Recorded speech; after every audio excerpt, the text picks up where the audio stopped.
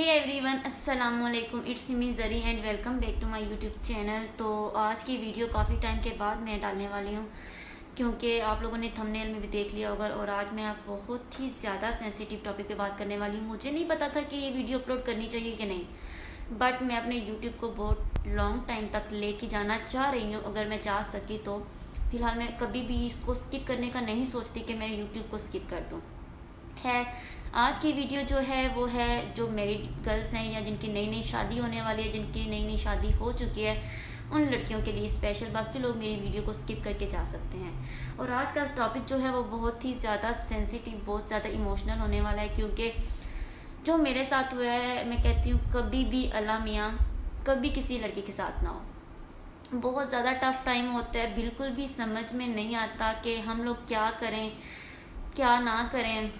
और वो टाइम ऐसा होता है कि लोगों की छोटी छोटी बातें भी हमारे दिल को ऐसे लगती हैं जैसे कि पता नहीं क्या हो गया।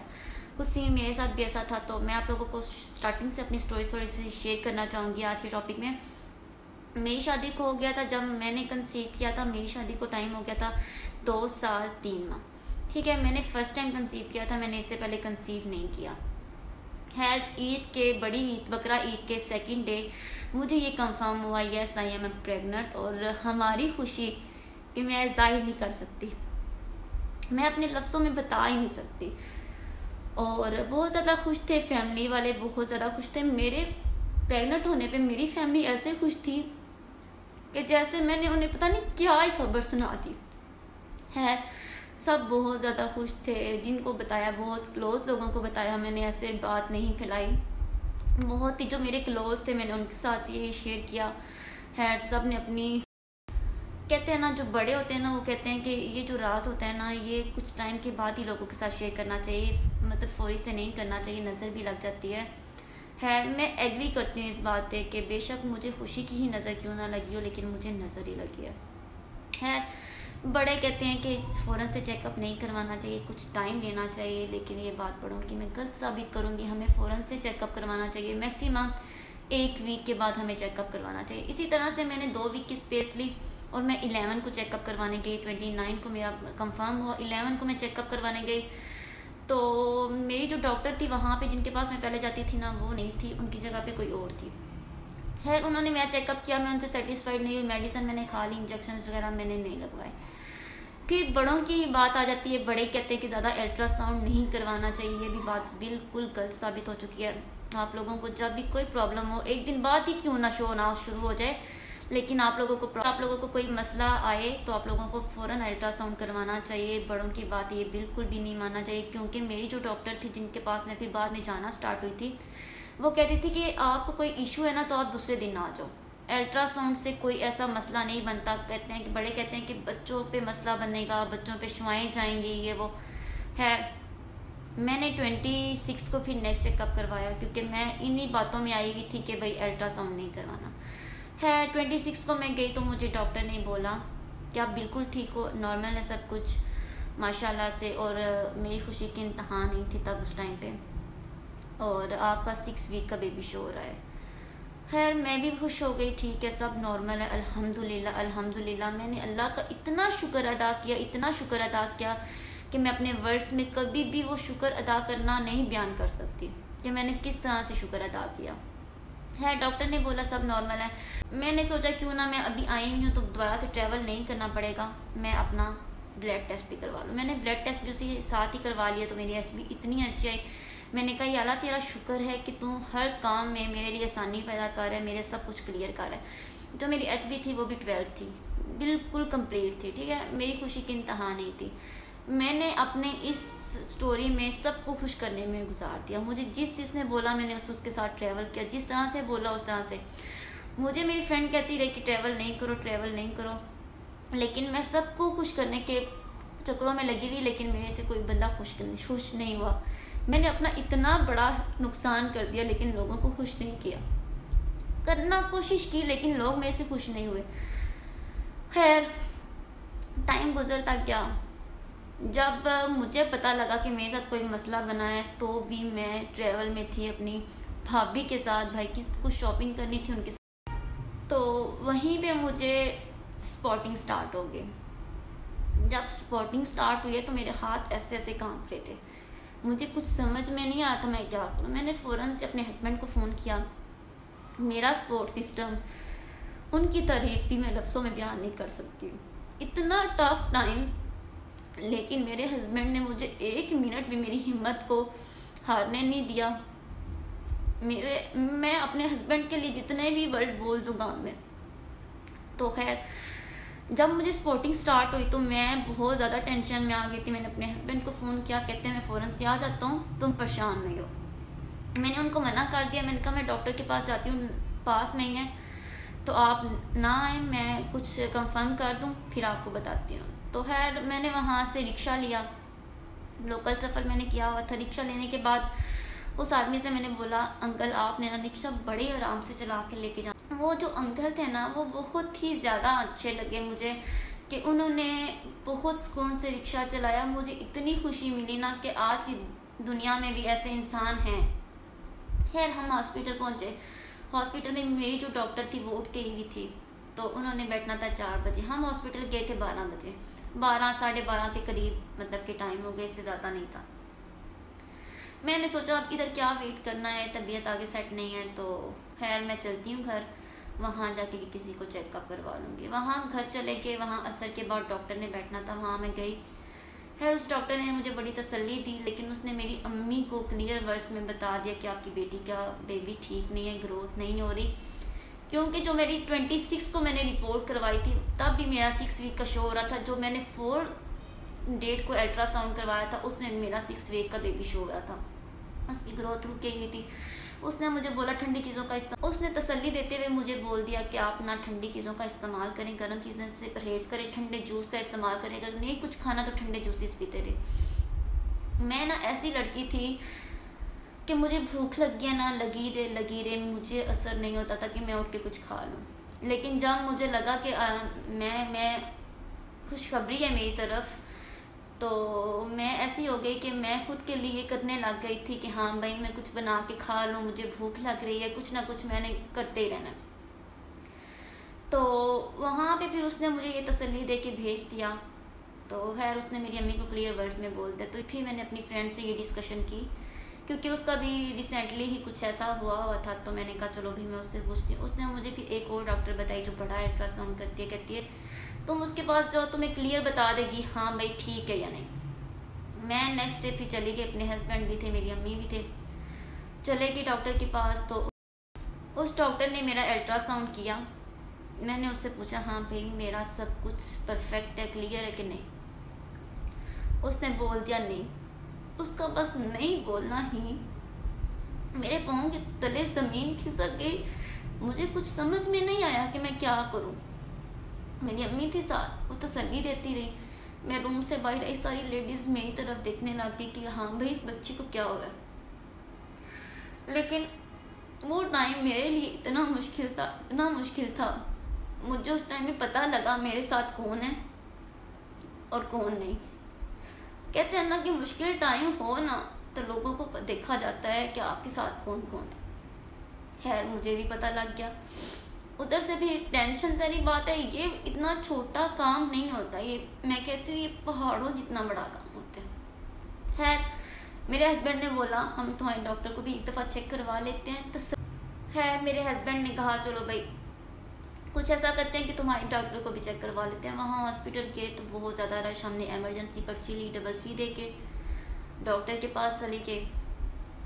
और वहाँ फिर एक और इमरजेंसी मरीज़ आ गया जो कि मेरे से भी ज़्यादा मतलब कि बुरी हालत में था, तो उसका चेकअप होने लग गया। जो मेरा वो टाइम बैठना था मेरे लिए वो भी बहुत टफ था। है मेरी डॉक्टर ने बोला कि मैंने दोबारा से अल्ट्रासाउंड करना है, मेरी रूटीन है। मैंने कहा ठीक है डॉक्टर। तो डॉक्टर ने मेरा अल्ट्रासाउंड किया तो उन्होंने बोला कि बेटे रिपोर्ट आपकी ठीक है, आपका बेबी बिल्कुल भी ग्रोथ नहीं कर रहा, ना इसका कोई सल्यूशन है कि आप मेडिसिन लो, इंजेक्शन लगाओ कि आपका ये ठीक हो जाए, कोई भी सल्यूशन नहीं है। डॉक्टर का भी वो कहना था कि मैं अभी अल्ट्रासाउंड करवा ही रही थी तो मैं रोने लग गई थी, मेरी कंडीशन ऐसे थी। डॉक्टर ने मुझे बड़ी तसल्ली दी कि डॉक्टर ने बोला कि बेटे परेशान नहीं हो, ऐसा होता रहता है आजकल अमूमन ये लड़कियों में बहुत ज़्यादा। लेकिन मैं कहती थी या अल्लाह मेरे साथ ही क्यों। है मेरे लिए मेरी ज़िंदगी का सबसे टफ टाइम था, बहुत ज़्यादा टफ था। मैं 3 दिन अपने बिस्तर से नहीं उठी।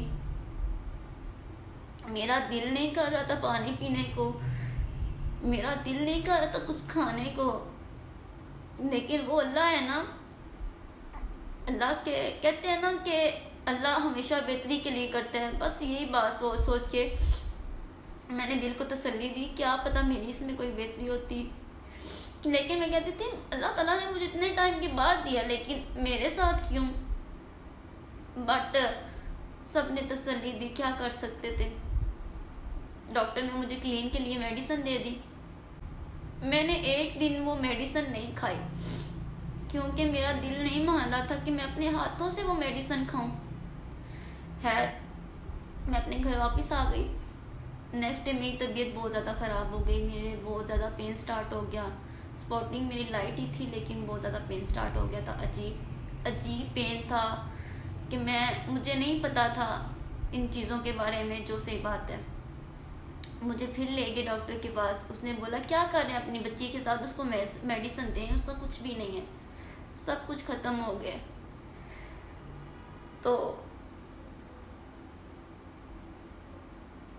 तो मैं क्या करती, फिर मजबूरी थी मेरी। मैंने रात में फिर मेडिसिन ले ली। बहुत मुश्किल रात गुजरी मेरी, बहुत ज़्यादा मुश्किल, मैं बता ही नहीं सकती। मैं कहती थी ऐसा भी होता है, ऐसे भी होता है। पूरी रात मैंने जाग के, बहुत टफ टाइम था। अल्लाह का शुक्र, अल्लाह ने गुजार दिया। अल्लाह से यही दुआ है कि अल्लाह जब भी दे ना, ऐसा ना दे, अल्लाह लंबी ज़िंदगी वाला दे, बस यही दुआ है। खैर फिर मैंने चेकअप करवाया, डॉक्टर ने बोला से क्लीन हो गया है आपका, आप फॉलिक एसिड लेती रही, आपको कोई मसला नहीं है। मैंने वहीं पे डॉक्टर से पूछा, डॉक्टर क्या ये किस वजह से हुआ है, कोई रीज़न, मेरा ट्रैवल करना या फिर मेरा कुछ भी। तो उन्होंने बोला बेटे कुछ भी नहीं है। मुझे सारे कहते हैं मैं बहुत वीक हूँ, मैं बहुत वीक हूँ। मुझे डॉक्टर ने एक बार भी वीकनेस नहीं बोली कि तुम वीकनेस की वजह से कुछ ऐसा हुआ है। अल्लाह है ना, उन्होंने भी यही बोला कि अल्लाह पाक बेहतर करने के लिए करता है, कि बजाय आप ये कि उसको बाद में ले के भागो दौड़ो इधर उधर, अल्लाह पाक ने उससे पहले ही अपने पास रख लिया है। अल्लाह को याद करके अपने दिल को यही तसल्ली दी और सब्र किया। अभी भी अक्सर ज़हन में आता है ना तो बहुत ज़्यादा परेशान हो जाती हूँ, फिर कुछ पढ़ने लग जाती हूँ, कुछ करने लग जाती हूँ। तो बस इसी तरह से ये मेरी स्टोरी थी। लेकिन मेरी ये वीडियो बनाने का मकसद है कि मैं उन लड़कियों को बताऊं, भाई किसी को खुश करने में ना लगो, अपनी लाइफ खुद अपने तरीके से स्पेंड करो। मैंने सबको खुश करने में लगा दिया था, सबको, लेकिन कोई खुश नहीं होता, ये याद रखिएगा, ठीक है। मैंने सबसे पहले अल्ट्रासाउंड आप लोग प्रॉपर करवाते रहें, सबसे फर्स्ट स्टेप। और आप लोग बिल्कुल भी, अगर आप लोगों को पता चलता है तो आप 1 वीक के बाद मैक्सिमम 1 वीक के बाद ज़रूर ही जाओ। जल्दी जा सकते हो तो जल्दी जाओ।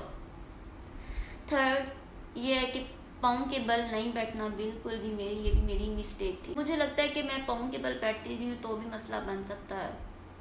आप लोग अल्ट्रासाउंड करवाते रहें, प्रॉपर चेकअप करवाते, ट्रैवल ना करें किसी को खुश करने के चक्कर में, बिल्कुल भी नहीं, ठीक है।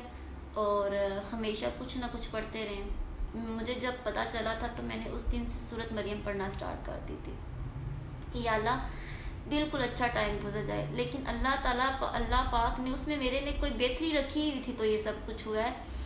लेकिन मैंने कबूल किया अल्लाह की इस चीज़ को। परेशानी बन जाती है, रोना निकल आता है, ये इंसान के बस में नहीं था। मैं रोना नहीं चाहती लेकिन मेरे आंसू निकल आते हैं, पर मैं बेबस हो गई थी। खैर वीडियो बनाने का मकसद ये था कि मैं उन लड़कियों को गाइड कर सकूं जो बड़ों की बातों में आके अल्ट्रासाउंड नहीं करवाते, चेकअप नहीं करवाते, डॉक्टर के पास नहीं जाते। भाई ऐसा नहीं करो, आज का वो दौर नहीं है, आज की वो खुराकें नहीं है जो हमारी पहले माएँ खाती रही हैं। आज का सारा दौर चेंज हो गया है, सब कुछ चेंज हो गया है। खुदारा किसी को खुश करने में ना लगे रहना, अपना ख्याल रखना, रेस्ट लेना, काम देखभाल के करना, थोड़े कर लेना, आहिस्ता आहिस्ता कर लेना, एकदम से ना करना। खैर, ये थी मेरी आज की वीडियो। मैं उम्मीद करती हूँ आप लोगों के लिए हेल्पफुल रही होगी। मेरी वीडियो यूट्यूब पर मेरी इस टॉपिक पे फर्स्ट वीडियो है। मैंने कभी इस टॉपिक पे ऐसी वीडियो नहीं बनाई। मेरी फैमिली मेम्बर्स पता नहीं क्या क्या सोचेंगे, इसने क्यों बनाई है, ये क्या चाह रही है। खैर, मैंने अपनी यूट्यूब को साथ लेके चलना है, तो उम्मीद करती हूँ काफ़ी कुछ आप लोगों को पता चला होगा। ये केयर कीजिएगा, डाइट अच्छी रखिएगा। मैंने अपनी भी डाइट अच्छी खुद से अच्छी करने की कोशिश की है। खैर, वो अल्लाह था, अल्लाह ने ले लिया, अल्लाह की इमानत थी, अल्लाह की चीज़ थी। खैर, ये थी वीडियो, उम्मीद करती हूँ अच्छी लगी होगी। मैं कोशिश करूँगी कि मैं अपनी यूट्यूब फैमिली के साथ वापस आऊँ। मुझे इंस्टाग्राम पे इतने डीएम्स आए हैं कि आप वीडियोस नहीं बना रही, ज़रिए आपकी वीडियोस नहीं आ रही, आप ठीक तो हैं। ये वीडियो उन लोगों के लिए। खैर, इजाज़त दें, मिलती है आप लोगों से नेक्स्ट न्यू वीडियो में। तब तक के लिए अपना ढेर सारा ख्याल रखें, मुझे दुआ में ज़रूर याद रखिएगा। और अल्लाह पाक किसी बेटी के साथ भी, किसी माँ के साथ भी किसी को ये दुख ना दे। ये बहुत टफ़ टाइम होता है, ये कोई आसानी नहीं होती, ये पहाड़ जितना मुश्किल टाइम होता है, लेकिन ये ना अल्लाह सब्र दे देता है। खैर, अल्लाह हाफिज़, फ़ी अमानिल्लाह।